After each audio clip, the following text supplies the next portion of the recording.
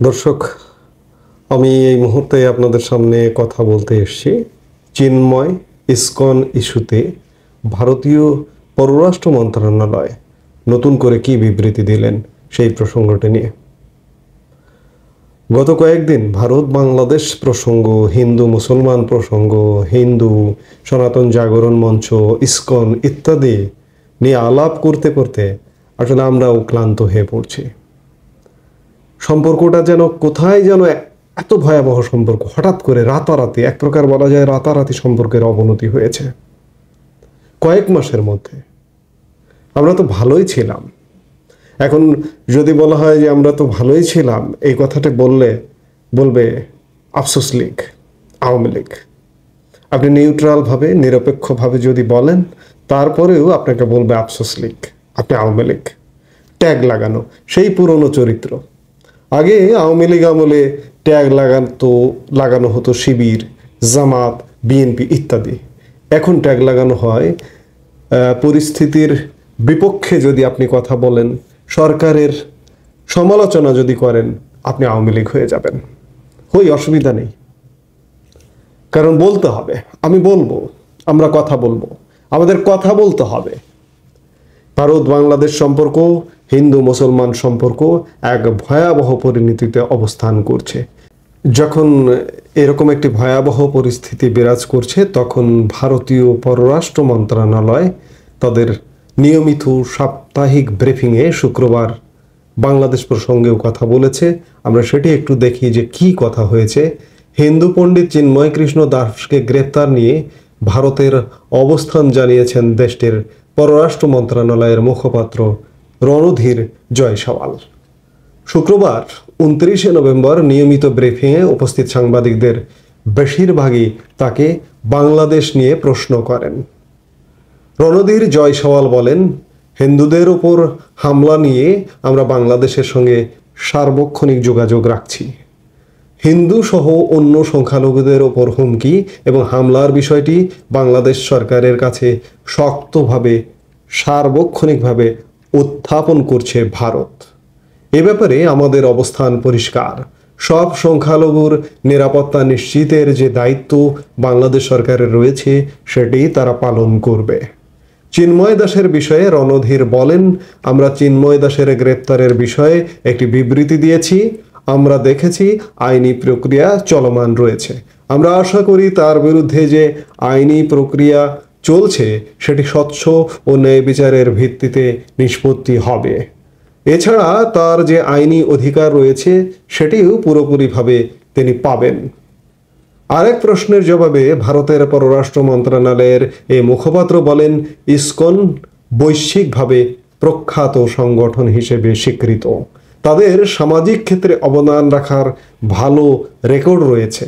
এ সময় বাংলাদেশ সরকারকে হিন্দু সহ সব সংখ্যালঘুদের নিরাপত্তা নিশ্চিত করতেও আহ্বান জানান তিনি। পরে ভারতের পররাষ্ট্র মন্ত্রণালয় এক বিবৃতিতে চিন্ময় কৃষ্ণ দাসকে গ্রেপ্তার এবং তার জামিনের আবেদন নামঞ্জুর করার ঘটনায় উদ্বেগ জানায়। ভারতীয় পররাষ্ট্র মন্ত্রণালয়ের বিবৃতি।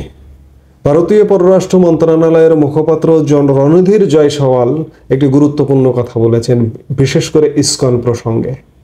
ইসকন নিয়ে বাংলাদেশে এই যে টালমাটাল অবস্থা, ভুল বোঝাবুঝি অবস্থা, আমি বাংলাদেশের একজন সাধারণ নাগরিক হিসেবে ইসকন নিয়ে আমিও উদ্বেগের মধ্যে আছি। অনেকে ধারণা করেন, অনেকে মনে করেন যে ইসকন এটি ভারতীয় সংগঠন, কিন্তু ভুলে গেলে চলবে না, এটি জানতে হবে ইসকনের জন্ম কিন্তু আমেরিকায়। আমেরিকান হিন্দুদের নিয়ে প্রথমে এটির জন্ম হয়েছিল। পরবর্তীতে এটি ভারত সহ সারা বিশ্বে বিস্তার লাভ করেছে এবং বিশ্বের শতাধিক দেশে এর কার্যক্রম রয়েছে।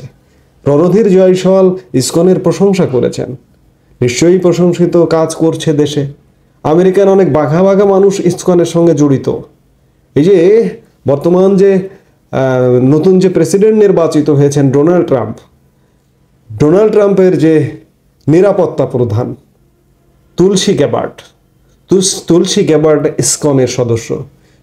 তুলসী গ্যাবার্ডে কিন্তু ভারতীয়, অনেকে ভুল করেন যে তুলসী গ্যাবার্ড ভারতীয় কিনা। তুলসী গ্যাবার্ড কিন্তু ভারতীয় নন।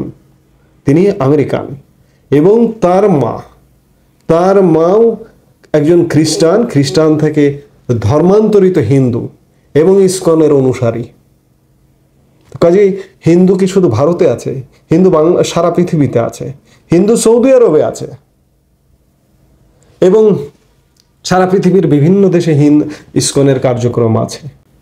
কাজেই হিন্দু কিংবা ইসকন নিয়ে বাংলাদেশের এমন কোনো আত্মঘাতী সিদ্ধান্ত নেওয়া যাবে না যে সিদ্ধান্তের কারণে বাংলাদেশ ভয়াবহ বিপর্যয়ের মুখোমুখি হয়। এটি বাংলাদেশের জনগণের জন্য যেমন প্রযোজ্য, ঠিক তেমনি বাংলাদেশের সরকারের ক্ষেত্রেও প্রযোজ্য।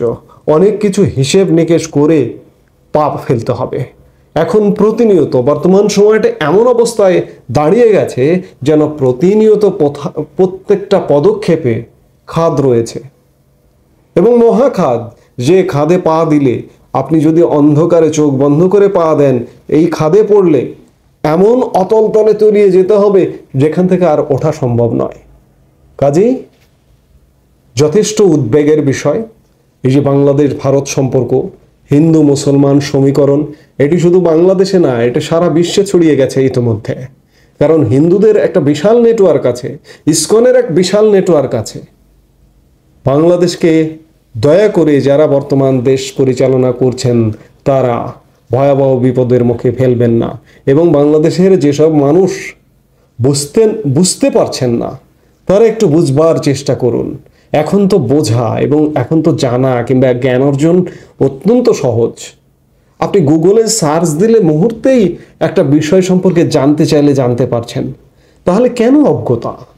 আমাদের অজ্ঞতা থেকে বেরোতে হবে, বের হয়ে একটা সহনশীল আচরণ দিয়ে আমাদেরকে মুক্তির পথ খুঁজতে হবে, নইলে ভয়াবহ বিপদ সামনে অপেক্ষা করছে। এই মুহূর্তে এ পর্যন্তই। সবাই ভালো থাকুন, সুস্থ থাকুন। আমাদের ভিডিওগুলো নিয়মিত পেতে সাবস্ক্রাইব করুন Sajjad Kadir and the legends YouTube channel এবং লাইক, কমেন্ট, শেয়ার করে সাথে থাকুন।